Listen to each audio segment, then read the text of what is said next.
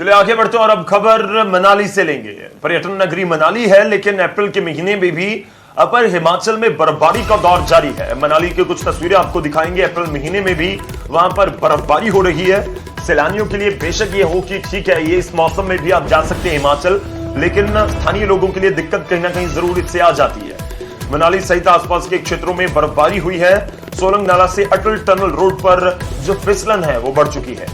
बर्फ की परत जमने से कई गाड़ियां दुर्घटनाग्रस्त हुई हैं। फिसलन से एम्बुलेंस भी बीच रास्ते में ही पलट गई। उसकी भी तस्वीरें आपको दिखा रहे हैं। दरअसल इस मौसम में जब बर्फबारी होती है तो उसकी वजह से दिक्कतों का भी सामना करना पड़ता है।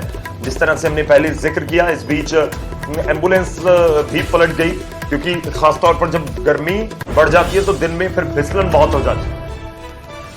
चलिए आपको सीधा लिए चलते हैं। इस समय वहां पर क्या कुछ माहौल है वो जानने की कोशिश करेंगे। सचिन हमारे सहयोगी हमारे साथ हैं मनाली से, और बचित्र हमारे सहयोगी हमारे साथ हैं धर्मशाला से। पहले रुक करते हैं हम मनाली का।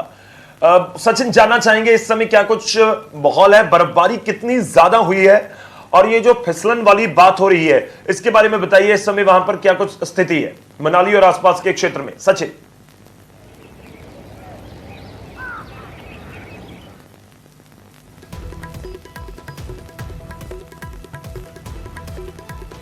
मनाली का हम रुख करेंगे, लेकिन इस बीच हम धर्मशाला का रुख करते हैं। बचित्र शर्मा हमारे सहयोगी हमारे साथ हैं। बचित्र, धर्मशाला के मौसम के बारे में बताइए, क्या कुछ आपके पास अपडेट है? क्योंकि अपर हिमाचल में कहा जा रहा है कि ज्यादातर जगहों पर बर्फबारी हुई है, खासतौर पर मनाली और आसपास।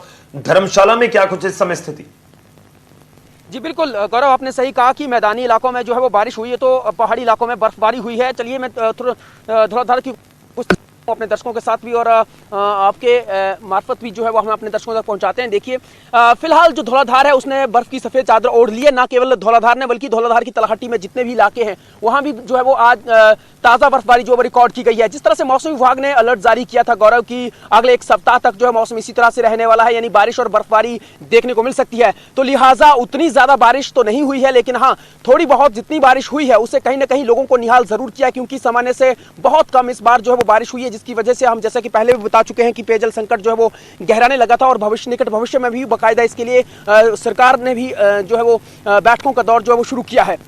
और अभी लेकिन जिस तरह से मौसम विभाग की ओर से अलर्ट जारी किया गया था कि इस बार जो है हफ्ता भर बारिश रह सकती है, तो बीते कल तो बारिश हुई थी और आज भी अलर्ट था कि 90% जो भविष्यवाणी थी कि बारिश की थी। लेकिन मौसम जो है आप देख पा रहे होंगे और हमारे दर्शक भी देख पा रहे होंगे कि बिल्कुल साफ हो चुका है कांगड़ा घाटी में। लेकिन अगर हम अपर धर्मशाला की बात करें तो वहां पर अभी भी जो है वो धौलाधार के कुछ ऊपर वाली जो जगह है वहां पर जो है वो बादल आपको देखने को नजर आएंगे, और बर्फ भी आपको जो है वो सफेद चांदी की मार्फत जो है वो नजर आएगी। तो फिलहाल अगले हफ्ते भी कुछ इसी तरह से मौसम रहने वाला है और बादल जो हैं वो बरसते रहेंगे, इस तरह से मौसम विभाग की भविष्यवाणी है। और जिस तरह से अभी ये बर्फबारी हुई है उसमें जो टूरिस्ट जो यहाँ पर आए हुए हैं, हालांकि वैसे भी 100% जो ऑक्यूपेंसी थी, जिस तरह से होटलियर्स बता चुके हैं कि अभी कोरोना काल के चलते और गाइडलाइंस के चलते जो है वो रद्द कर दी गई है, लोगों ने कैंसिल करवा दी। लेकिन जो जितने भी जो टूरिस्ट हैं यहाँ पर आए हैं तो वो जरूर जो है इस वक्त तरियून जा सकते हैं, इंद्रहार की ओर जा सकते हैं और इस बर्फबारी का लुत्फ उठा सकते हैं, क्योंकि ये जो ताजा बर्फबारी हुई है ये उतनी ज्यादा नहीं होती है और ना ही इसका ज्यादा कुछ खतरा होता है। तो इसलिए लोग जो है वो पैदल जो है वहां पर जा सकते हैं, इस ट्रैकिंग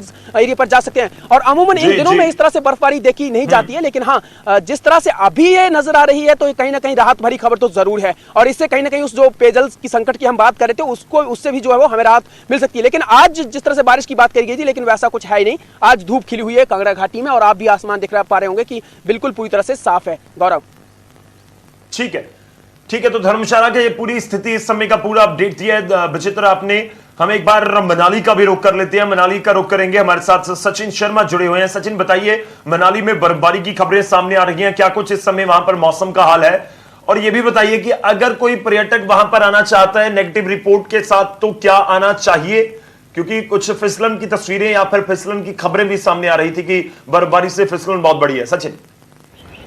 जी हाँ गौरव, देखिए जिस तरह मैं बात करूँ यदि मौसम की, तो मौसम आज जो है घाटी में जो हल्की हल्की धूप यहाँ पे खिल चुकी है और मौसम भी जो है हल्की हल्की बारिश यहाँ पे चल रही है। लेकिन जिस तरह जो बीते कल बर्फबारी अचानक हुई है उससे जो मनाली से ऊपर का जो क्षेत्र है, खासकर सोलर नाला से अटल टनल के मध्य का, वहां पर जो काफी बर्फबारी हुई जिससे जो सड़कों पर फिसलन काफी, और जो कई वाहन जो है वहां पे बीते कल जो है दुर्घटनाग्रस्त हो चुके हैं, जिसमें एक 108 एम्बुलेंस भी थी जो वहां पे दुर्घटनाग्रस्त हुई और बीच सड़क में वो पलट गई थी। हालांकि उसमें किसी तरह के कोई जानमाल का नुकसान नहीं हुआ है, लेकिन जिस तरह बर्फबारी बीते कल यहाँ पे हुई तो कहीं ना कहीं ये यहाँ के पर्यटन कारोबार के लिए जो काफी फायदेमंद जो ये साबित माने जा रही। लेकिन जिस तरह कोविड का जो इसमें संकट चल रहा है तो उससे कहीं ना कहीं यहाँ का पर्यटन कारोबार काफी प्रभावित हुआ है और काफी कम संख्या में जो पर्यटक जो मनाली का रुख कर रहे हैं। अगर मैं अभी की बात करूं तो जिस तरह की जो है यहाँ पे सरकार की तरफ से एक जो नेगेटिव रिपोर्ट के साथ जो पर्यटकों को आने के लिए कहा गया, तो इसमें बता दूं कि अभी जो हमारी बात भी शिक्षा मंत्री से हुई थी यहाँ पे, तो उन्होंने ये बात कही है कि किसी भी तरह की जो है नेगेटिव रिपोर्ट जो पर्यटक यहाँ आना चाहते हैं वो उनकी सेफ्टी के लिए उनके।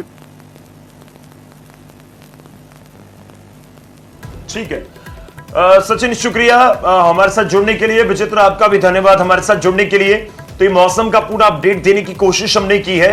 हिमाचल अगर लोग जाना चाहते हैं तो नेगेटिव रिपोर्ट जरूरी है, ये पहले ही सरकार की तरफ से साफ कर दिया गया था। और इस बीच मौसम का भी आप पूरा अपडेट लेकर ही निकलें, लेकिन स्थानीय लोगों के लिए कई बार दिक्कतें जरूर आ जाती हैं जब इस तरह से बर्फबारी हो। शुक्रिया, फिलहाल के लिए धन्यवाद। इस बुलेटिन में इतना ही, इजाजत दीजिए, धन्यवाद।